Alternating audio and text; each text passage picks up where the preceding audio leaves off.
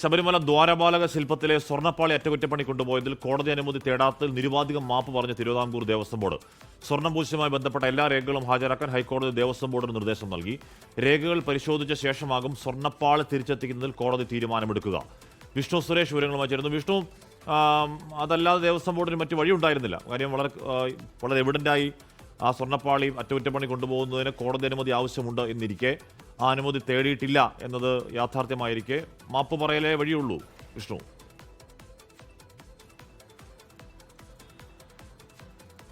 ഹാഷ്മി, ആദ്യഘട്ടത്തിൽ പല ന്യായങ്ങളും ദേവസ്വം ബോർഡിന്റെ ഭാഗത്തും ദേവസ്വം ബോർഡ് പ്രസിഡന്റിന്റെ ഭാഗത്തും ഒക്കെ ഉണ്ടായിരുന്നെങ്കിലും ഇന്ന് കോടതിയിൽ നിരുപാധികം മാപ്പ് പറയുകയാണ് ദേവസ്വം ബോർഡ് ചെയ്തത്. അത് കോടതി അനുമതി തേടാത്തതിൽ ചില വീഴ്ച സംഭവിച്ചുവെന്ന് ദേവസ്വം ബോർഡ് അംഗീകരിച്ചിട്ടുണ്ട്.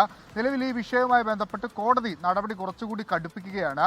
അതായത് മുൻപ് ഇത്തരത്തിൽ എങ്ങനെയാണ് ഈ സ്വർണ്ണം പൂശൽ നടത്തിയിരുന്നത്, അത് മാനുവലായി തന്നെ നടത്തിയിട്ടുണ്ടോ എന്നുള്ള കാര്യം പരിശോധിക്കാൻ തയ്യാറെടുക്കുകയാണ് കോടതി. അതുമായി ബന്ധപ്പെട്ടാണ് രേഖകൾ, ഈ സന്നിധാനത്ത് ഇതുവരെ എങ്ങനെയാണ് സ്വർണ്ണം പൂശിയിട്ടുള്ളതുമായി ബന്ധപ്പെട്ടുള്ള രേഖകൾ, മഹസ്തർ റിപ്പോർട്ടുകളൊക്കെ പിടിച്ചെടുത്ത് ഹാജരാക്കാനാണ് വിജിലൻസ് ഓഫീസർക്ക് നിർദ്ദേശം നൽകിയിട്ടുള്ളത്. ഇന്ന് തന്നെ ആ രേഖകൾ കോടതിയിൽ എത്തിക്കാൻ ആവശ്യപ്പെട്ടിട്ടുണ്ട്. വൈകിട്ട് 4 മണിയോടുകൂടി കേസ് വീണ്ടും പരിഗണിക്കും ദേവസ്വം ബെഞ്ച്. അപ്പോഴായിരിക്കും ഇതിലൊരു തീരുമാനം ഉണ്ടാകുക. കഴിഞ്ഞ ദിവസം കോടതി പറഞ്ഞത് അടിയന്തരമായി തന്നെ ഈ സ്വർണ്ണപ്പാളികൾ തിരിച്ചെത്തിക്കണമെന്നാണ്. എന്നാൽ നിലവിൽ അത് ഉരുക്കുന്ന നടപടികൾ ആരംഭിച്ചിട്ടുണ്ട്. 12 കഷ്ണങ്ങളാണ് ഉണ്ടായത്. അതിൽ 4 എണ്ണം പൂർണ്ണമായി തന്നെ അതിൻ്റെ അറ്റകുറ്റപ്പണികളൊക്കെ പൂർത്തിയാക്കിയിട്ടുണ്ട്. മറ്റ് 4 കഷ്ണങ്ങൾ സ്വർണ്ണം വേർപെടുത്തുന്ന നടപടികൾ പുരോഗമിക്കുന്നത്. പണി നടക്കുകയാണ്. അതുകൊണ്ട് തിരികെ കൊണ്ടുവരാൻ ബുദ്ധിമുട്ടായിരിക്കുമെന്നാണ് ദേവസ്വം ബോർഡ് പറഞ്ഞത്. അപ്പോഴാണ് അടിയന്തരമായി കൊണ്ടുവരണമെന്ന് പറയുന്നില്ല, പക്ഷേ ഈ രേഖകൾ പരിശോധിച്ച് ആ രേഖകളിൽ മുൻപ് എന്താണ് നടപടി സ്വീകരിച്ചിരുന്നത് അതിന് വിഭിന്നമാണെങ്കിൽ ഒരല്പം പ്രതിസന്ധി നേരിടേണ്ടി വരും ആരെങ്കിലും ഒക്കെ എന്നാണ് കോടതി ഇന്ന് പറഞ്ഞത്. ഇന്ന് വൈകിട്ട് 4 മണിക്ക്